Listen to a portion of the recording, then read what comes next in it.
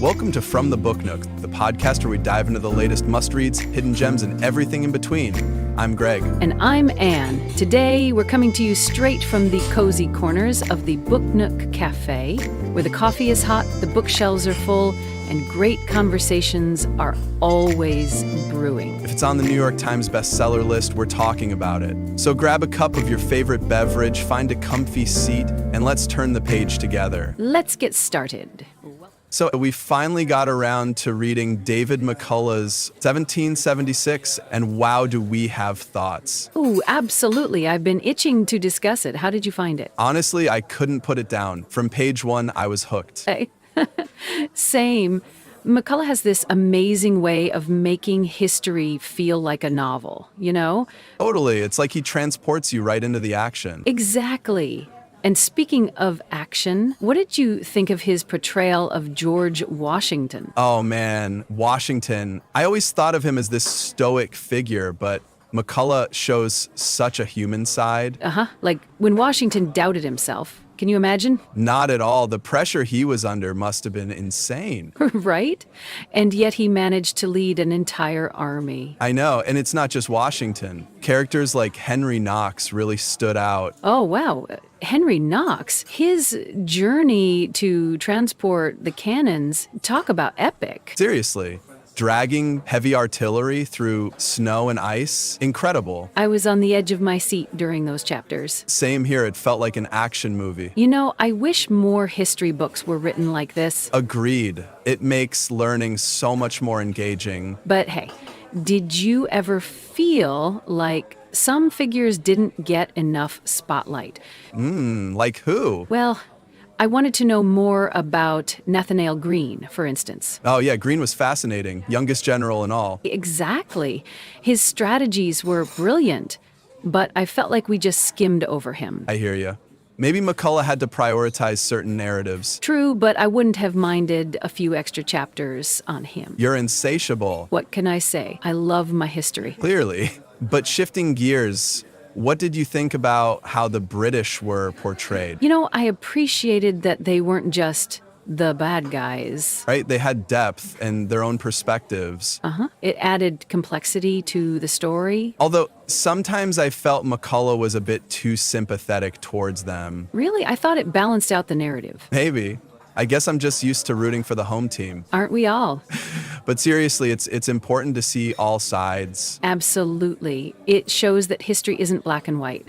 Exactly. By the way, how did you find McCullough's writing style overall? Oh, his prose was so vivid. There were moments I literally got goosebumps. Like when? Well, the scene where Washington's army escapes across the East River. Oh my gosh, yes. The tension was palpable. I could practically feel the fog rolling in. Same here. It was like watching a thriller. But I have to admit, sometimes the military details were a bit much for me. You mean the troop movements and strategies? Yeah, got a tad overwhelming. I get that. But as a history nerd, I loved those parts. Of course you did. Hey, don't judge.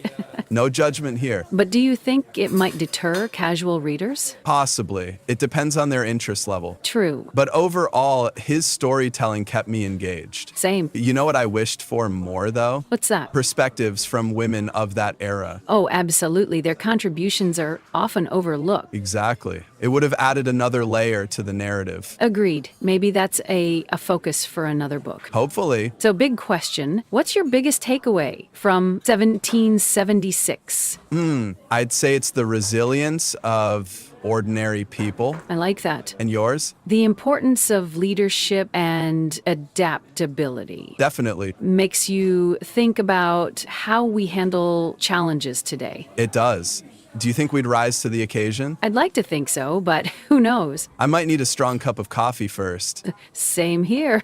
By the way, did you notice how McCullough incorporated letters and personal diaries? Yes, that added so much authenticity. Totally. It made the historical figures feel relatable. Hearing their own words was powerful. But again, I wanted more from the everyday soldiers. Me too. Their stories are important. Definitely. So, any other critiques. Well, maybe the pacing dragged in a few spots. I can see that, but the rich details made up for it. Agreed. Would you recommend this book to someone not really into history? Absolutely. It's accessible and engaging. That's good to know. Well, I think we've covered a lot. We have indeed. Any final thoughts? Just that 1776 is a must-read for anyone interested in understanding the birth of our nation. Couldn't agree more. Hey, before we wrap up, I wanted to ask, what did you think about the way McCullough depicted the Continental Congress? Oh, good point. I thought it was interesting how he showed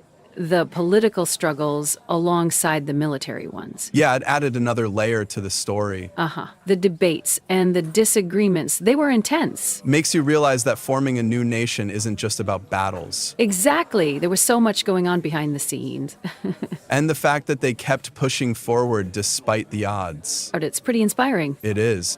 Do you think McCullough could have spent more time on that aspect? Maybe a bit more, but I think he balanced it well with the military narrative. And what about the role of spies and intelligence? Yes, that was fascinating. I had no idea there was so much espionage involved. Me neither. It added a whole spy thriller element to the book. Makes you wonder how much of history has been influenced by unseen forces. Definitely a lot, I'd say. Do you think McCullough could write a book just on that?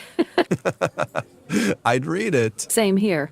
So many untold stories. Absolutely. Well, I guess we could go on forever, but we should probably wrap it up. Probably before we start writing our own book here. True. All right, thanks again for joining us. Yes, we hope you enjoyed our discussion as much as we did. Until next time, happy reading. Bye. See you soon.